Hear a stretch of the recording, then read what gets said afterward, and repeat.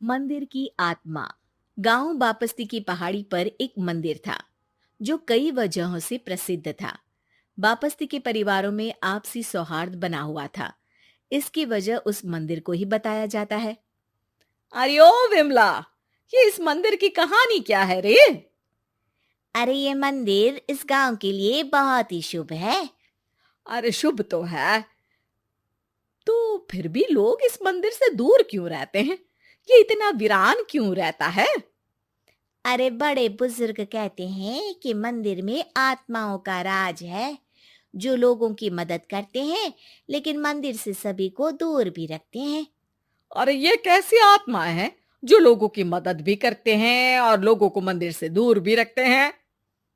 अरे यही चलता आया है यहाँ पर, इसीलिए कोई कुछ बोलता नहीं। क्योंकि जिसके घर में कोई भी परेशानी होती है तो बताते हैं कि इस मंदिर से उन्हें मदद मिलती है। अरे वाह, ये तो अच्छी बात है। तभी इस गांव में इतनी खुशहाली दिखती है। तभी बाहर किसी की चीखने चिल्लाने की आवाज आती है। दोनों बाहर निकलती हैं तो देखती हैं कि गांव के एक बुजुर्ग रो रहे हैं क्योंकि शहर से उन्हें कोई बुरी खबर मिली है। अरे क्या हुआ चच्चा, रो क्यों रहे हो आप? हाँ चाचा, बताओ ना, हुआ क्या? अरे क्या बताऊं बेटे, मेरा बेटा शहर गया हुआ था कमाने, लेकिन आज खबर मिली है कि उसका एक्सीडेंट हो गया। वो अस्पताल में भर्ती है। अरे तो इसमें परेशान होने की क्या बात है चाचा? जाओ शहर और बेटे का इलाज करवाओ। हाँ चाचा, विमला सही कह रही है। आप शहर जाओ और इलाज करवाओ। अरे कैसे इलाज करवाऊं, अभी पैसे नहीं है और शहर के अस्पतालों में इलाज का खर्चा लाखों में आता है। अरे चाचा, भगवान पर भरोसा रखो, कहीं ना कहीं से मदद जरूर मिल जाएगी। बस आज का दिन कैसे भी काट लो। अरे अब तो बेटा थोड़ा समय काटना भी मुश्किल होता जा रहा है। देख कमला, तू ही समझा चाचा को। अरे पैसों का कहीं ना कहीं से इंतजाम तो जरूर हो जाएगा। अरे चच्चा, जब विमला कह रही है तो थोड़ा उस पर भी भरोसा रखो। चलो आपको घर छोड़कर आ जाती हूँ। उसके बाद कमला उन बुजुर्ग को लेकर चली जाती है और विमला मंदिर की ओर चली जाती है। विमला मंदिर की सीढ़ियों पर चढ़ते हुए दूर से नजर आती है। उसके बाद वो आंखों से ओझल हो जाती है। उसी रात उस बुजुर्ग के घर के बाहर एक थैला रखा हुआ मिला। बुजुर्ग उस थैले को देखते ही चौंक पड़ा क्योंकि उसमें 5 लाख रुपए रखे हुए थे। वो बुजुर्ग सुबह दौड़ा दौड़ा गांव के दूसरे बुजुर्गों के पास गया। और मंगल भाई सुनो, मेरे घर के बाहर ये पैसों से भरा बैग रखा हुआ मिला है। अरे किसका है ये भाई? अरे भैया, मुझे क्या पता। तभी उधर से कमला और विमला निकलती हैं। अरे बेटा सुन तो, देख ये क्या रखा हुआ था मेरे घर के सामने। कमला और विमला हैरानी से देखती हैं। अरे वाह, देख विमला, तूने कहा था ना कि कोई ना कोई मदद जरूर करेगा। अरे भगवान सबकी मदद करते हैं। ये पैसों की मदद भी भगवान ने ही भेजी है। और क्या। अब चच्चा सोच क्या रहे हो, शहर जाओ और बेटे का इलाज करवाओ। ठीक है बेटियों, जो तुम कहो। चलो निकलता हूँ शहर बेटे का इलाज करवाने के लिए। अरे विमला, एक बात तो बता, ये इन्हें मिले तो कैसे मिले पैसे?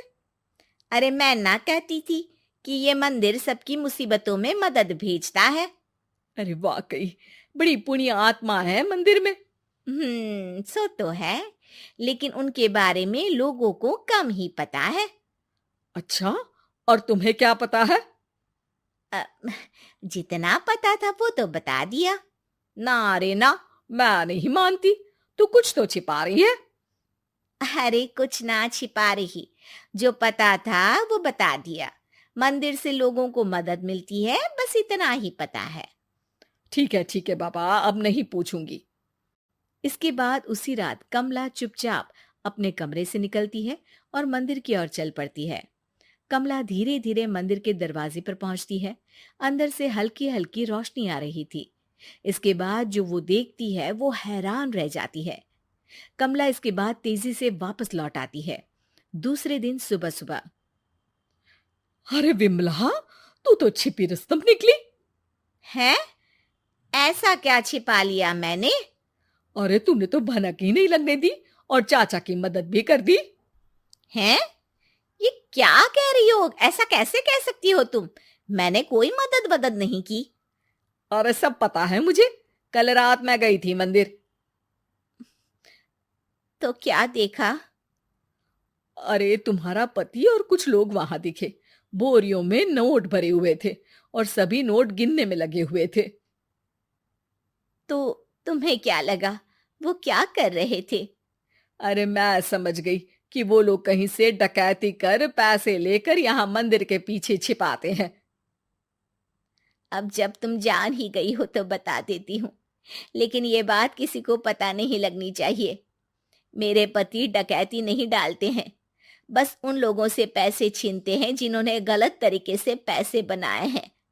और फिर लोगों की मदद करते हैं। यही है वो पुण्य आत्माएं जो लोगों को मदद पहुंचाती है। अब समझी? हाँ, अब समझी उन पुण्य आत्माओं का चक्कर। सही है। करते रहो मदद, लेकिन सावधानी से, मेरी तरह कोई और ना पहुंच जाए।